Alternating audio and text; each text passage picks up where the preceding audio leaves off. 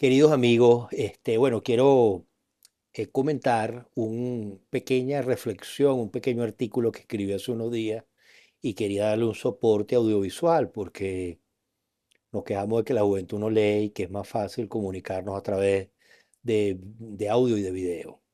Y esa es la idea de este video, ¿no? Hablar sobre mi artículo, las acciones de PDVSA para cuándo, ¿no? Es interesante que reflexionemos sobre la incapacidad de nuestra dirigencia política para hacer de que el petróleo y su explotación haya derivado en beneficios para la población. En un tono un poco irónico, al estilo de esa canción de Jennifer López, El anillo pa' cuándo, hice esa similitud de saber cuándo la población, el pueblo de Venezuela, se iba a beneficiar de la extracción de petróleo de una manera directa, de una manera sentida y de una manera efectiva. Eh, Arturo Uslar hablaba de la mitificación del petróleo, cómo el petróleo se ha metido en la identidad del venezolano. No quiero hacer esto de un artículo profundo, ni unas reflexiones que tenga que considerar todos los aspectos políticos y sociales desde el llamado reventón del Barroso II, el 14 de diciembre de 1922, aquella columna de petróleo en Cabima de casi 40 metros de altura que estuvo bañando de petróleo esa región durante 10 días y que se desbordaron casi 1 millón de barriles de petróleo en la zona. Algunos le dieron una connotación religiosa. El cura del pueblo allá decía que eso era un castigo divino. Llevaron a un santo a que bailara cerca del chorro de petróleo para que pudiese apagarse esa fuente de petróleo. Pero bueno, la idea es que los que tengan interés en esa parte de la historia lo investiguen. Hay datos muy curiosos. Fue un pozo de Shell que estuvo unos días, unos meses parado desde julio hasta diciembre y la punta del taladro fungió como una suerte de tapón que ya en diciembre colapsó y vino la explosión, pues ese reventón de petróleo. Pero la idea aquí es ver cómo ya desde Carlos Andrés Pérez hasta nuestros días, ese petróleo, cómo lo tomó el venezolano. Y el primer punto era eso, pues la mitificación del petróleo. El petróleo forma parte de la identidad del venezolano. El venezolano no siempre se sintió rico, se sintió que pertenecía a un país petrolero. Recientemente recuerdo que vi un video en TikTok donde un muchacho se pone como una máscara facial y dice, bueno, yo hago lo que me da la gana con mi petróleo, ¿no? Haciendo alusión un poco a esto, ¿no? Y desde siempre el petróleo estuvo vinculado a eso. La gente se jactaba y decía, en mi país el petróleo es más barato que una botella de agua mineral. Es más barato. Y cuando comparaba el precio de petróleo con los precios internacionales, ante extranjeros o ante familiares que estuvieran viviendo en el exterior, le decía, bueno, mira, yo aquí lleno un tanque con tanto, que son apenas unas monedas, y a ti te cuesta X cantidad de dinero en Europa o en los Estados Unidos. De alguna manera, el petróleo entró a formar parte de la personalidad, pero la realidad era que ese petróleo estaba en unas élites, en unos grupos de políticos, de técnicos, de ingenieros, de trabajadores de la industria. El campo petrolero era visto como una suerte de una fortaleza, de un sitio cerrado que combinaba a extranjeros y a nacionales, pero eran una suerte de unos tipos extraños, con grandes conocimientos, que sabían cosas que el resto de la población no sabía. Esa era la explotación petrolera, bien sea desde sus inicios de las concesiones hasta después que ya los mismos miembros de PDVSA conocían el negocio y conocían y estaban técnicamente formados y preparados para la explotación del campo petrolero. Entonces, bueno, con esta pequeña breboca vamos a decir que nuestros inicios en el negocio del petróleo, pero a mí me interesa más que todo, ya que estamos buscando lo que es el beneficio, el rédito, la utilidad para el venezolano, hablar desde la nacionalización de Carlos Andrés Pérez hasta esta fecha. después que hemos determinado esa vinculación, esa identidad del venezolano con el petróleo y con las reservas, ¿no? Pues claro, en bachillerato siempre se nos decía que el petróleo es un recurso natural no renovable, ¿correcto? Cuando decían esa palabra no renovable, había como esa necesidad, esa urgencia de determinar qué vamos a hacer con este recurso. Esto se va a acabar. Es decir, esto es una cuenta, este es un oro negro, este es un beneficio que sin mayor nos dio la naturaleza, Dios, surge del suelo, lo explotamos, lo vendemos y nos dan dinero.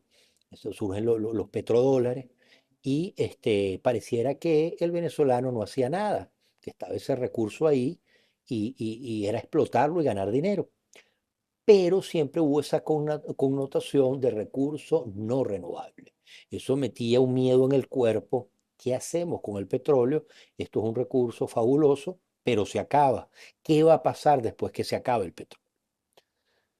Sin embargo, bueno, los estudios técnicos demostraron que como ha pasado y como se dio pues ya a finales del siglo pasado, a principios de este siglo, viene una revolución de energías alternativas, el carro eléctrico está sustituyendo el carro de gasolina y hay nuevas alternativas en cuanto a la movilización de los vehículos y aparentemente estas grandes reservas que tenemos, los cálculos todavía no vamos a entrar en esas cifras, pero son cientos y cientos de miles de barriles de esas reservas probadas que tenemos, sobre todo en la faja petrolífera del Orinoco. Pareciera que ese temor no nos iba a aplicar en un futuro muy cercano, pues, y que podíamos haberlo explotado de una manera mucho más satisfactoria para toda la población. Pero bueno, el inicio de la explotación se hace a través de unas concesiones, este, cuando Carlos Andrés Pérez realiza la nacionalización del petróleo, eh, se toma como un hecho un poco de política como espectáculo.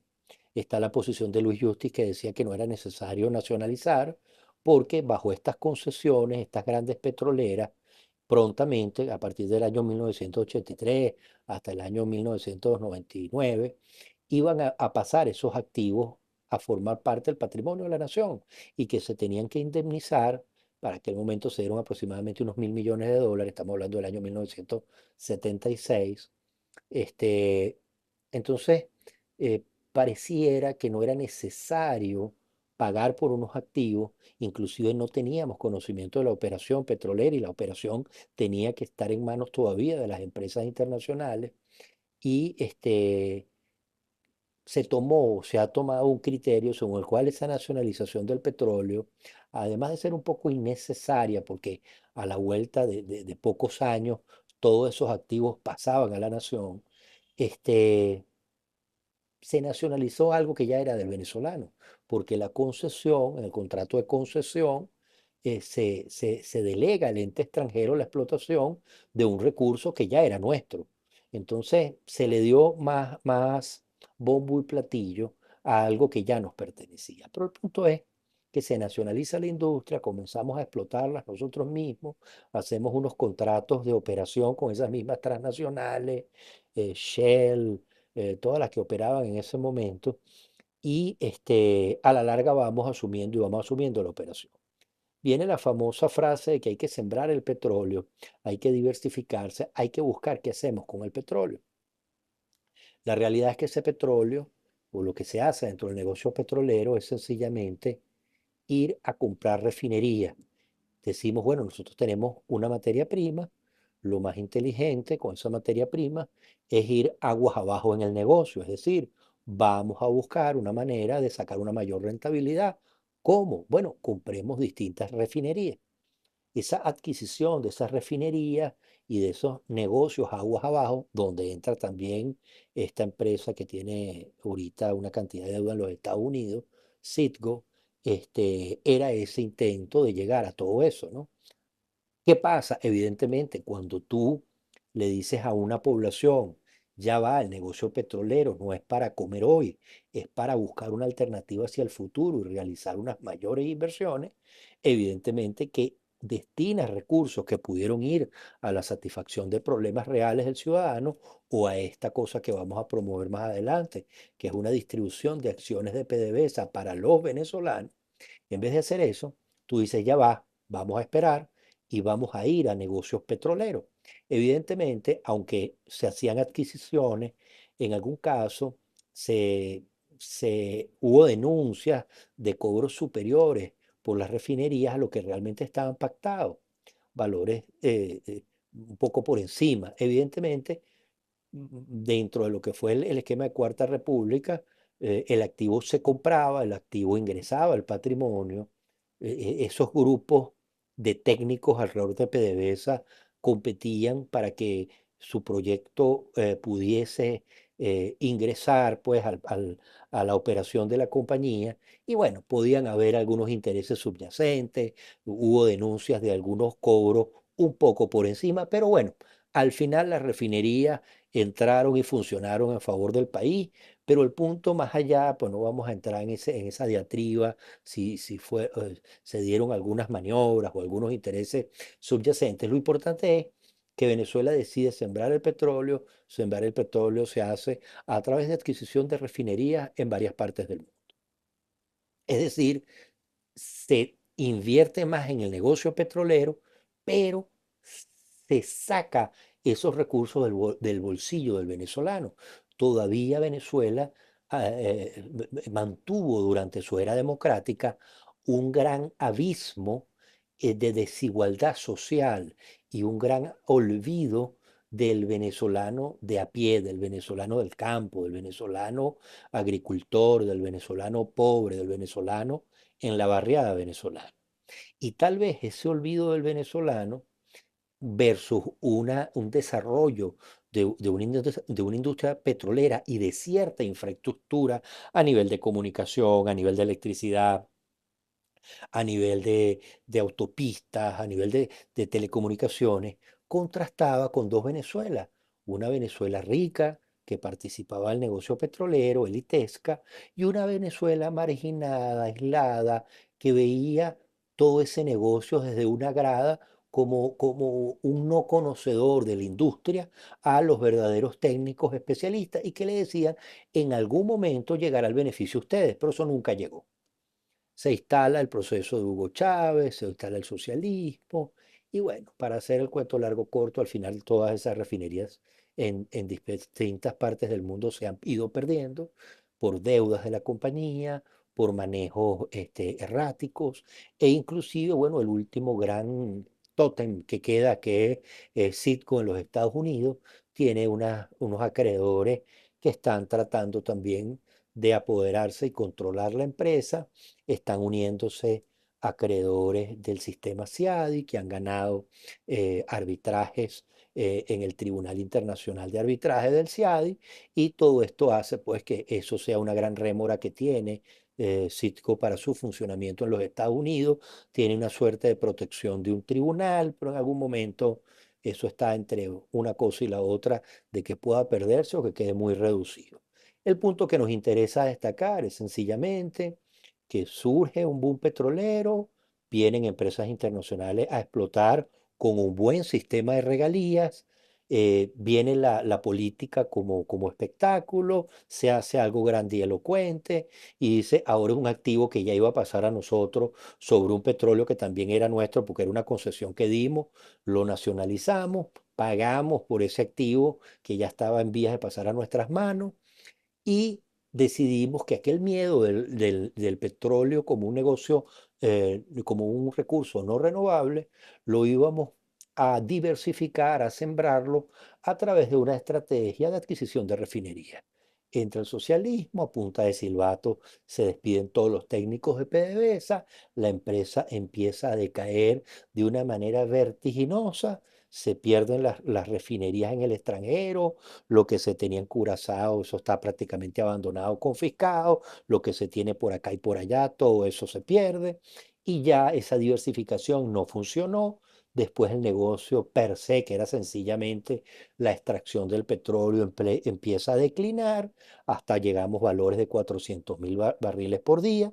Y bueno, ahí se abre la gran panacea, llega Chevron y dice, le dice a PDVSA, PDVSA, ustedes no se metan en esto, nosotros sacamos petróleo, lo vendemos en los Estados Unidos, nos pagan la deuda que tienen con nosotros y nosotros le damos una regalía. Y esto empieza a ser una fórmula dentro del caos de Venezuela, dentro del panorama mundial, relativamente exitosa. Chevron entra, ejecuta, extrae, lleva el petróleo a los Estados Unidos y se descuenta unas deudas y también paga una regalía. Dicen que esa regalía está alrededor de un 33, 34%, pero es un sistema que fue o que es viable. Yo tengo una tesis que es muy personal, no tengo información, pero creo que siendo el presidente Trump un presidente empresario y que tiene canales que le transmiten información a través de grupos empresariales, mesas de pensamiento, de trabajo, yo creo que dentro de esos millonarios de Texas en el área petrolera, se le llega al presidente Trump, mira, con Venezuela esto está funcionando, es una manera válida. Si ustedes en algún momento establecen algún tipo de situación en Venezuela, operación, que creo que se da en el momento de la transición, bueno, tenemos este modelo que es exitoso. Nosotros extraemos, pagamos una regalía y estamos operando de esta manera y esto funciona. Creo que Trump y su equipo toma esto como un parámetro que quiere imponer dentro de la transición. Por eso se busca una transición que no sea tan rápida para que algunos modos de operar intentar que se vuelvan costumbres y que para la época del establecimiento de un Estado democrático después de las elecciones, entonces este modelo Chevron permanezca o algo muy similar a este modelo. Ahora, cuando hemos hablado ya de esta fase, desde el inicio del comienzo de la explotación petrolera, desde lo que fue la nacionalización de Carlos Andrés Pérez, donde se expande el negocio de refinería y se pierde en esa refinería, viene el declive de PDVSA y ahora un resurgir que se da de la mano de la inversión extranjera y con una perspectiva de abrirse a un Estado democrático de derecho que le dé protección a la inversión. Ahora, ¿qué pasa? Dentro de todas estas fórmulas, yo dije, bueno, hay un elemento que es la tecnología. La tecnología es un bastión, un baluarte, no solamente para la democratización, sino también para darle poder al ciudadano. Entonces, ¿por qué no apoyarnos en esa tecnología?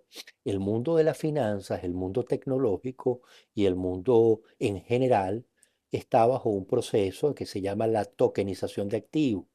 No es más que los mismos activos que hemos manejado toda la vida, bienes muebles o inmuebles, obras de arte, acciones, títulos valores, participación en sociedades mercantiles, anónimas, que todos estos bienes que siempre han circulado, conferirles una mayor confianza a través de la tokenización de los activos. ¿Qué significa eso? Llevarlo a un mundo digital, a una cadena de lo que se denomina cadena de bloques o en inglés el famoso blockchain, que parte del Bitcoin. No quiero tampoco hacer esto como una cuestión tecnológica, que yo no soy un experto tampoco tecnológico, pero damos unas bases sencillas de lo que sería ese blockchain. No es más que esa tokenización que el ejemplo clásico que ponen todas las personas que manejan criptomonedas, que es el token del casino. Usted va a un casino, usted lleva un dinero fiat, un dinero en efectivo, pero para poder moverse en las diferentes juegos de envite y azar en el casino, usted necesita hacerlo con un lenguaje que sea válido dentro del casino, que son las fichas o los tokens. Entonces usted lleva un dinero a una caseta, $100, le dan un número equivalente que representen esos $100 en ficha, y usted con eso se mueve eh, a su interés en todas las mesas y en todos los juegos y entonces hace toda su distracción. Cuando usted termina de jugar, haya ganado o perdido, para poder salir a gastar el dinero fuera del ambiente del casino, tiene que regresar a la misma caseta, dar una cantidad de fichas, vamos a ser optimistas, y usted ganó, y lleva $150, entonces en fichas el señor se los cambia, las cuenta y le da el equivalente en dinero y usted sale a gastarse su ganancia o el dinero que sacó del casino, ¿no? Eso es un poco la tokenización, sencillamente que esos bienes tradicionales se llevan a una cadena de bloques que hace que los participantes tengan confianza en cuanto a la operación y en cuanto al propietario de esos bienes. Ahora se están tokenizando inmuebles, se están tokenizando acciones de bolsa de valores, con lo cual la venta y compra no va a estar restringido a un horario bancario, sino que va a ser 24 horas 7 y se van a poder vender acciones de la bolsa de valores en cualquier momento y en cualquier lugar. Entonces, ¿cuál es la idea? Que podamos llevar un proceso de tokenización de las acciones de PDVSA. ¿Para qué? Para posteriormente regresar y buscar a las grandes transnacionales que conocen de este negocio, Shell, Chevron, ConocoPhillips, BP, la que usted quiera nombrar. ¿Por qué?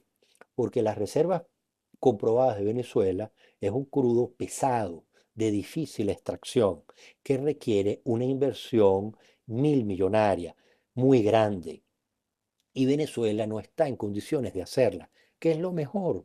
Buscar a los mayores expertos en el mundo que controlan los costos, que saben a ciencia cierta los costos de producción, para que ellos se unan al negocio, aporten el capital y extraigan el petróleo. Porque el petróleo o el negocio del petróleo en esta magnitud es como una bicicleta, necesita inyectar muchos recursos para retirar muchos recursos. Y el Estado venezolano no está en posición de hacer esas inversiones tan grandes. ¿Cuál sería la idea? Que el Estado retenga un 20% de las acciones para también tener un control administrativo en el interés de todos los venezolanos y que también pueda obtener ciertos recursos para los problemas más acuciantes como es educación, salud y seguridad y defensa, que sea preferentemente en estas áreas, y disponer de un 30% de las acciones para entregárselas a los ciudadanos venezolanos.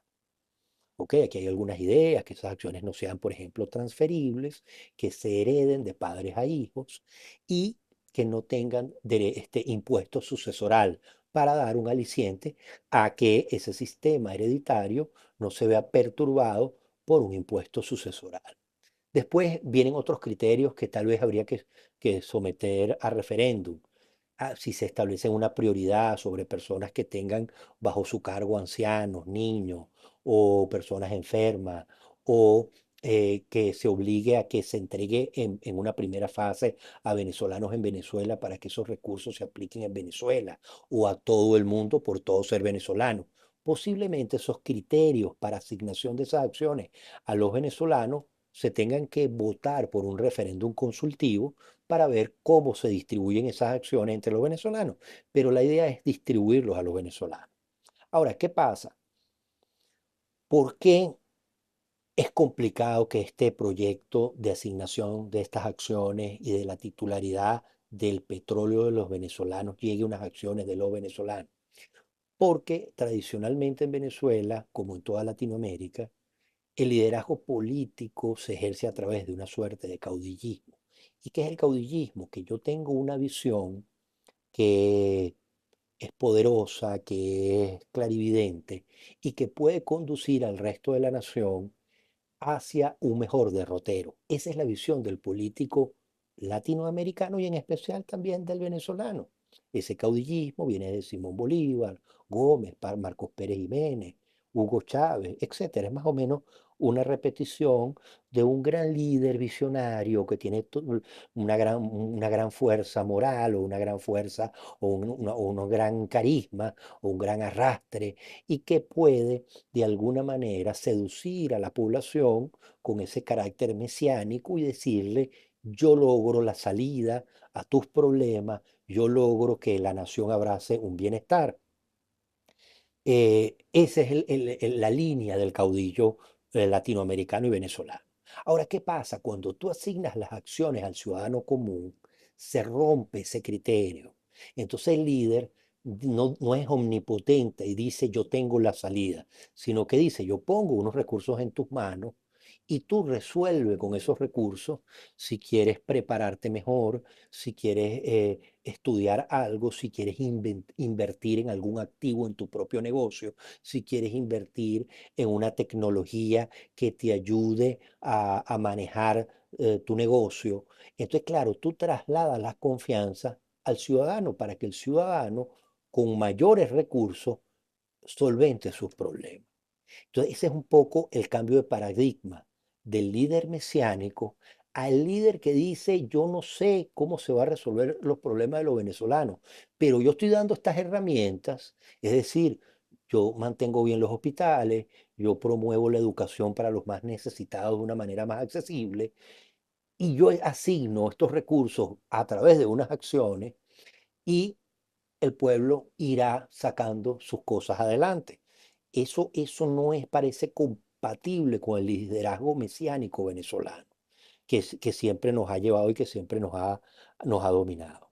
Otra de las ideas es que evidentemente con esas acciones, el PDVSA o el Estado venezolano puede hacer convenios con las grandes empresas fuera de Venezuela o dentro de Venezuela para que esas acciones puedan ser custodiadas contra un beneficio y que se le dé un adelanto de las acciones, de esos beneficios adelantados a los ciudadanos. Entonces imagínense, usted puede ir a empresas como Robinhood, como Coinbase, como Bitstamp, todas estas empresas o grandes bancos internacionales y nacionales y decirles, mira, aquí están estas acciones de la titularidad de los venezolanos. Si usted ya va adelantando, cuando se haga la distribución de las utilidades, entonces ese intermediario financiero gana un porcentaje, pero ya el venezolano está recibiendo un adelanto de esas utilidades y ya las puede utilizar para comprar alimentos, medicina, ropa, estudio, y ese beneficio ya se hace tangible en el bolsillo. Claro, estos acuerdos se harían en grupo por PDVSA para garantizar unos intereses razonables, unas deducciones que sean ponderadas en el mercado, que no sea una locura y que el venezolano pueda adelantar esos recursos. Eso sería muy interesante. Aquí hay otro valor agregado. La crisis en Venezuela ha hecho que prácticamente toda la juventud maneje el esquema de carteras, de wallet, de monedas digitales como el Tether, como el Bitcoin, como todas estas monedas equivalentes al dólar. Entonces no sería para estas nuevas generaciones nada difícil manejar un beneficio que también se lo liquiden en criptomonedas y que puedan utilizarlo para hacer pagos en Venezuela, para cambiarlo por moneda regular, fiat, dólares, bolívares, y satisfacer sus necesidades. Y ya tendríamos ese manejo que por estas crisis, los muchachos que son freelance, las personas que manejan carteras digitales, saben manejar criptomonedas y se entendería muy fácil con la custodia de su wallet de acciones de PDVSA que se pueden entregar a grandes instituciones financieras para recibir adelantos de las utilidades con alguna deducción cuando se produzcan las mismas. Esto es algo muy a brocha gorda, y que da para mucho debate y ojalá que en el futuro cercano el venezolano pueda por fin tener acceso al petróleo de una manera directa y no bajo la manipulación mediática, bajo el populismo y bajo querer el intermediario, el hombre en el medio que gestione y que lamentablemente ha impedido que se lleguen recursos a la satisfacción de las necesidades del venezolano de a pie. Gracias, gracias por este rato y por compartir conmigo esta reflexión.